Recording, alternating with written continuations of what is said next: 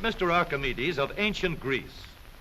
Long ago, Archis said, "Give me a lever long enough, and I can move the world." What Archimedes meant was that the power of a lever is practically unlimited. Today, almost everyone uses some form of lever in his daily work. The familiar can opener is a lever with a sharp cutting edge. The playground seesaw is just a simple lever too. It takes a lot of force to start a freight car moving, yet the railroad man can start the heaviest freight cars easily with a pinch bar, a powerful lever which turns the wheel. Tough luck, old boy. Here's a place where a lever comes in mighty handy. Let's take the simplest kind of lever, a rigid bar working on a fixed support called a fulcrum. One end of this lever is twice as long as the other. Let's put a 10-pound weight on this end, and now we'll put half as much weight on this end. 5 pounds, balance 10. If we have 25 pounds to lift, we just use a longer lever. The 5 pounds will now balance 5 times as much. Let's raise the lever in the air, change its shape a little, and we have a crank. Or we can add a second lever and have a double crank. Now the short arm moves 1/4 the distance, but we get 4 times the force. If we want continuous motion, we need more arms. Now we have levers that turn. The larger paddle wheel makes fewer turns, but it delivers more force. A paddle wheel is nothing but a never-ending series of levers. We can make the wheels stronger and lessen friction where the wheels touch each other by rounding off the edges and shaping them into teeth that will slide in and out smoothly. Now, the power flows smoothly and continuously through spinning leverage of gear wheels. Gears are made in many kinds and many sizes. Little gears, big gears, worm gears, bevel gears, and even lopsided gears. Over 100 million gears are spinning over the roads in the transmissions of our automobiles. The transmission is located right at the bottom of the gear shift lever. Let's start from scratch and put together a model of the gears that we shift in our motor car. The shaft on the left comes from the engine. The shaft on the right carries the power back to the rear wheels. To connect these two with gears, we'll need another shaft, known as a counter shaft. These two gears carry the power from the engine shaft to the counter shaft and are always connected or in mesh. This gear on the drive shaft going to the wheels is free to turn around the shaft. We'll put it in mesh with another gear on the counter shaft. These gears are always in mesh and keep turning while the engine is running. To switch from one set of gears to another, our transmission needs a short shaft like this, known as a clutch sleeve.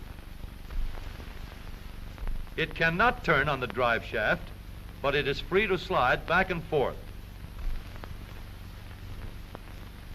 On the sleeve, we'll mount a large gear, which we can shift back and forth to mesh with the small gear in the middle of the counter shaft.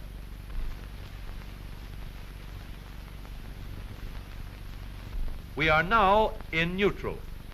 The gears that are always in mesh are turning over with the engine, but the shaft to the rear wheels is standing still.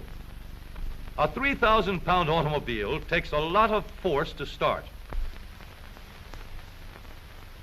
So in low speed, we get the greatest leverage by letting the smallest gear on the counter shaft turn the largest gear on the drive shaft. The engine on this model is running at a constant speed of 90 revolutions a minute. With low gears in mesh, the rear wheel is turning at 30 revolutions a minute, about a third the speed of the engine, but with 3 times the force. The power is going through these gears in the transmission.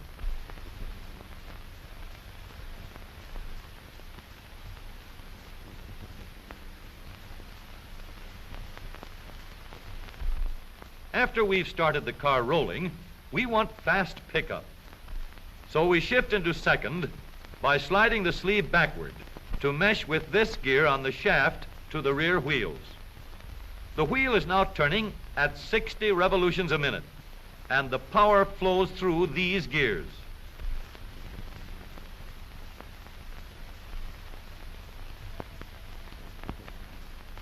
For higher speeds, we let the power go directly to the rear wheels. We shift the sleeve forward so that it meshes with the shaft from the engine. The power travels straight from the engine to the drive shaft. Now the shaft to the wheels is turning at 90 revolutions a minute, the same speed as the engine. But here's a problem. An automobile must be able to go backward as well as forward. So we add one more set of gears to reverse the shaft to the rear wheels. With the gears shifted into reverse, the power travels through the transmission in a path like this. We now have 3 sets of spinning levers for going forward and 1 for reverse. With a gear shift lever, we can shift to any set of gears we wish. But with all these spinning levers in the transmission came noise and wear. Experts could shift gears quietly by careful timing of the gear shift and the engine speeds, but most of us made plenty of noise until new engineering developments made possible the long series of improvements that followed. When we shifted gears, we got a clash because the gears were not running at the same speed. In other words, not synchronized. So engineers set to work to develop a synchronizer. The synchronizer works like a cork twisted into the top of a bottle. The cork will turn until it is so tight that the bottle turns with it. Synchro mesh works the same way. When we shift into second or high, the synchronizer brings the gears to the same speed before they come together. The drums won't let the gears shift unless they are turning at the same speed. When the gears come together, there is no clash, and the shift is made quietly and easily. In the transmission of the up-to-date automobile, we have a powerful low gear to give us a strong spinning leverage in starting. A fast-turning motor must set the weight of the car in motion. In second speed, we can change leverage to get going fast at the same engine speed. With the leverage of third gear, power goes directly to the rear wheels, and we can go as fast as we want. Now, every driver can shift gears at any time, regardless of speed. Here is a hill that will give us a real chance to see how smoothly and reliably our spinning levers work in our automobile transmission. This driver is going to let her car gain a speed of 60 miles an hour down the hill.